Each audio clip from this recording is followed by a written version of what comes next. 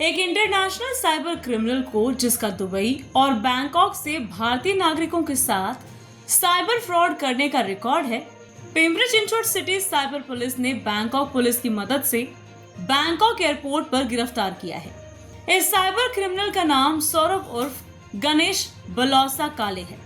सौरभ उर्फ Ganesh Balausa Kale cyber fraud gang का main syndicate है और वो अपने कुछ भारतीय साथियों की मदद से task fraud, share market cyber fraud, digital arrest जैसे फ्रॉड करके भारतीय नागरिकों से लाखों रुपए ठग रहा था। उसके खिलाफ पिंपरी चिंचवड शहर के देहू रोड और हिंजवड़ी पुलिस में भी केस दर्ज थे।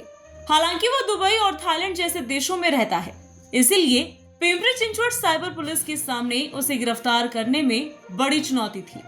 लेकिन जब से पिंपरी चिंचवड शहर की पुलिस ने केंद्र सरकार की मदद से उसके खिलाफ रेड कॉर्नर नोटिस और लुकआउट नोटिस जारी किया, बैंकॉक पुलिस ने उसे बैंकॉक एयरपोर्ट पर गिरफ्तार कर लिया और मुंबई ट्रांसफर करके पिंपरी चिंचवड साइबर पुलिस को सौंप दिया।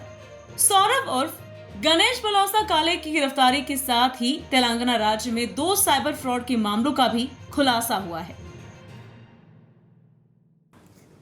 पिंपरी चिंचवड पोलीसने एजन्सीजच्या मदतीने एक मोठा इंटरनॅशनल सायबर फ्रॉड सिंडिकेटचा गुन्हेगार सौरभ उर्फ गणेश काळे याला अटक केलेली आहे।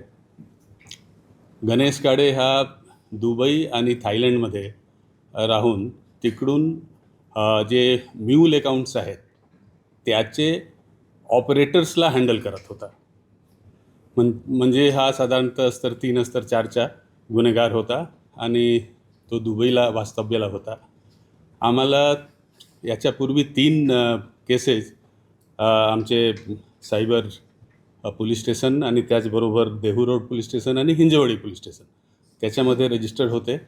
त्याचे इन्व्हेस्टिगेशनचे दरम्यान ज्यावेळी आम्हाला म्यूल अकाउंट्स होल्डर्स मिळाले, त्यांना ऑपरेट करणारे मिळाले आणि त्याच्यानंतर त्याच्या नेक्स्ट पिढीमध्ये नेक्स्ट लेवलला कोण आहे ते आम्ही त्याच्यामध्ये तपास केल्यानंतर कळाला की गणेश काळे जो दुबई बेस्ड आहे तो जो आहे तो हे सगळे इकडचे अकाउंट्स घेऊन आणि तो हँडल करतो आहे आणि त्याचबरोबर जे सायबर फ्रॉडचे पैसे आहेत त्याला नंतर क्रिप्टोकरन्सीमध्ये चेंज करून बाहेर पाठवतो आहे।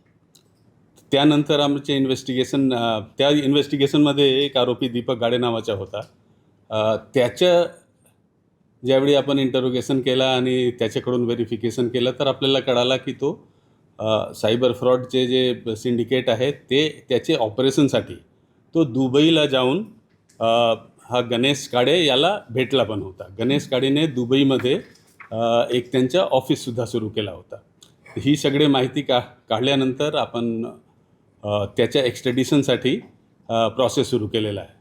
एक्स्ट्रॅडिशनची आपली ही पेंडिंग होती। त्याचबरोबर पॅरलली आपण रेड कॉर्नर नोटीस आणि लुकआउट नोटीस तो पण काढला आणि ज्यावेळी हा आरोपी दुबईवरून तो परत थायलंडसाठी निघाला होता तर थायलंडमध्ये त्याला अटक करण्यात आली आपल्या RCNचे बेसिसवर आणि तिकडचे आपले जे एजन्सीचे लोक आहेत त्यांच्याशी आपला कंटिन्युअस संपर्क होता।